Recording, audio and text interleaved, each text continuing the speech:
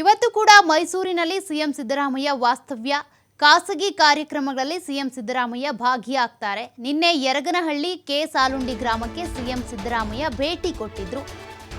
ಒಂದಷ್ಟು ಕಾರ್ಯಕ್ರಮಗಳಲ್ಲಿ ಭಾಗಿಯಾಗಿದ್ರು. ಇವತ್ತು ಕೂಡ ಖಾಸಗಿ ಕಾರ್ಯಕ್ರಮಗಳಲ್ಲಿ ಸಿಎಂ ಸಿದ್ದರಾಮಯ್ಯ ಭಾಗಿಯಾಗ್ತಾರೆ.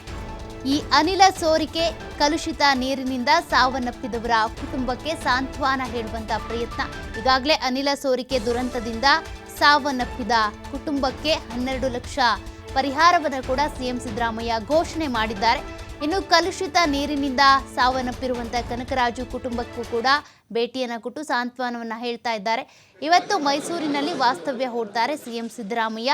ಅದರಲ್ಲಿ ಒಂದಷ್ಟು ಖಾಸಗಿ ಕಾರ್ಯಕ್ರಮಗಳು, ಅದೇ ರೀತಿಯಾಗಿ ಈ ರೀತಿ ಕಲುಷಿತ ನೀರನ್ನು ಸೇವಿಸಿ ಸಾವನ್ನಪ್ಪಿದವರ ಕುಟುಂಬಕ್ಕೆ ಭೇಟಿಯನ್ನು ಕೊಟ್ಟು ಮತ್ತೆ ಈಗಾಗಲೇ ಒಂದಷ್ಟು ಜನರು ಗಂಭೀರ ಸ್ಥಿತಿಯಲ್ಲಿ ಕೂಡ ಇದ್ದಾರೆ, ಚಿಕಿತ್ಸೆಯನ್ನು ಪಡ್ಕೊಳ್ತಾ ಇದ್ದಾರೆ.